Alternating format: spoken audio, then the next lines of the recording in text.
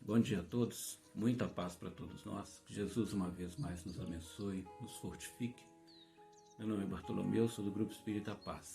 Vamos dar continuidade aos estudos do livro Fonte Viva, Emmanuel Chico Xavier.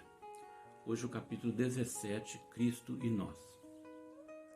E disse-lhe o Senhor em visão: Ananias. E ele respondeu: Eis-me aqui, Senhor. Atos 9, 10. Os homens esperam por Jesus e Jesus espera igualmente pelos homens. Ninguém acredite que o mundo se redima sem almas redimidas. O Mestre, para estender a sublimidade do seu programa salvador, pede braços humanos que o realizem e intensifiquem. Começou o apostolado buscando o concurso de Pedro e André, formando em seguida uma assembleia de 12 companheiros para atacar o serviço da regeneração planetária. E desde o primeiro dia da Boa Nova convida, insiste e apela junto das almas para que se convertam em instrumentos de sua divina vontade, dando-nos a perceber que a redenção procede do alto, mas não se concretizará entre as criaturas sem a colaboração ativa dos corações de boa vontade. Ainda mesmo quando surge pessoalmente buscando alguém para a sua lavoura de luz, qual aconteceu na conversão de Paulo, o Mestre não dispensa a cooperação dos servidores encarnados. Depois de visitar o doutor de Tarso diretamente, procura Ananias, enviando-o a socorrer o novo discípulo. Por que razão Jesus se preocupou em acompanhar o recém-convertido, assistindo-o em pessoa? É que, se a humanidade não pode iluminar-se e progredir sem o Cristo não dispensa os homens na obra de soerguimento e sublimação do mundo. Ide e pregai. Eis que vos mando, resplandeça a vossa luz diante dos homens. A seara é realmente grande, mas poucos são os ceifeiros. Semelhantes afirmativas do Senhor provam a importância por ele atribuída à contribuição humana. Amemos e trabalhemos, purificando e servindo sempre. Onde estiver um seguidor do Evangelho, aí se encontra um mensageiro do amigo celestial para a obra incessante do bem. Cristianismo significa Cristo e nós.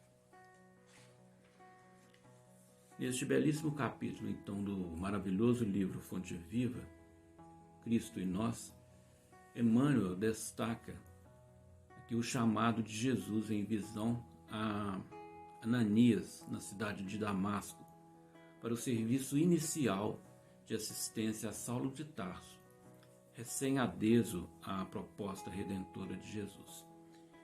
E Ananias responde com a famosa frase: Eis-me aqui, Senhor. Para a maioria de nós, esse eis-me aqui seria-se uma proposta de renúncia, de total renúncia e de adesão definitiva ao trabalho do bem, à proposta redentora de Jesus. Para a maioria de nós, esse eis-me aqui ainda se encontra distante. Temos ainda barreiras internas a vencer para chegarmos a uma condição de total disposição a um trabalho de renovação da humanidade.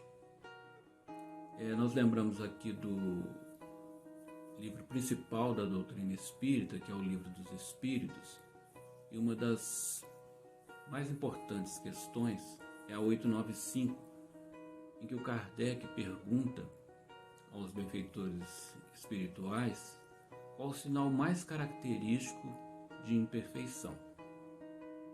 E eles começam a responder que trata-se do interesse pessoal. Então nós percebemos a nossa vida prática, a verdade dessa afirmação dos Espíritos.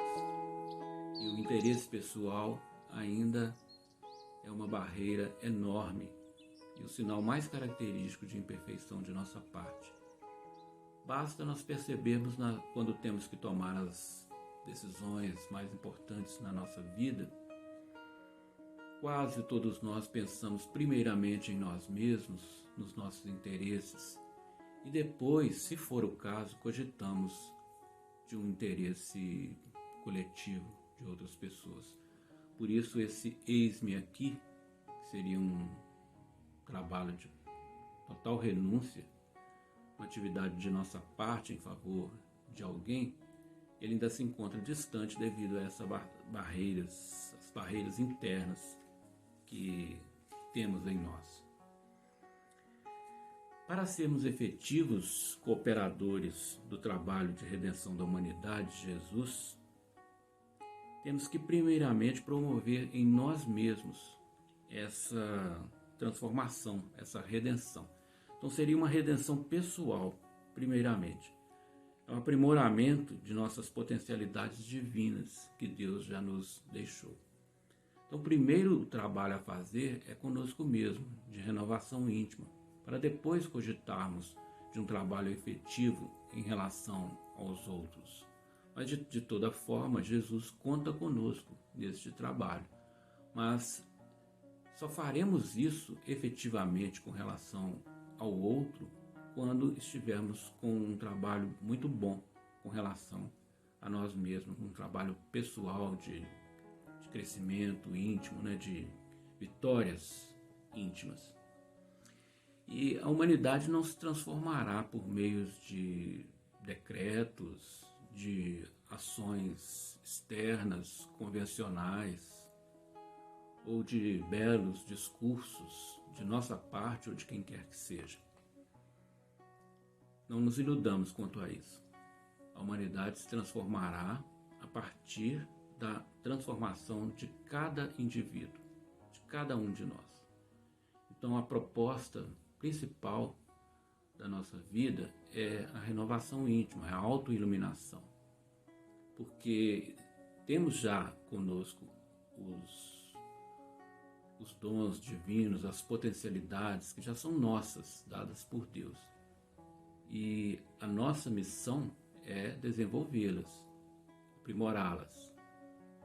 Fazendo isso em nós, poderemos contribuir com uma possível transformação do outro, sabendo que não temos gerência sobre as outras pessoas. Elas mudarão, elas se transformarão quando elas desejarem, não por causa do nosso discurso. Isso é importante nós salientarmos, porque tem pessoas que ingenuamente imaginam que têm a missão de transformar a humanidade, que são missionárias nesse sentido. E grande parte dessas pessoas cogitam de transformar o outro sem promover a sua própria autotransformação. E isso é uma ilusão. Então, primeiramente, o trabalho é conosco mesmo, de redenção pessoal. Cristo conta conosco nesse sentido.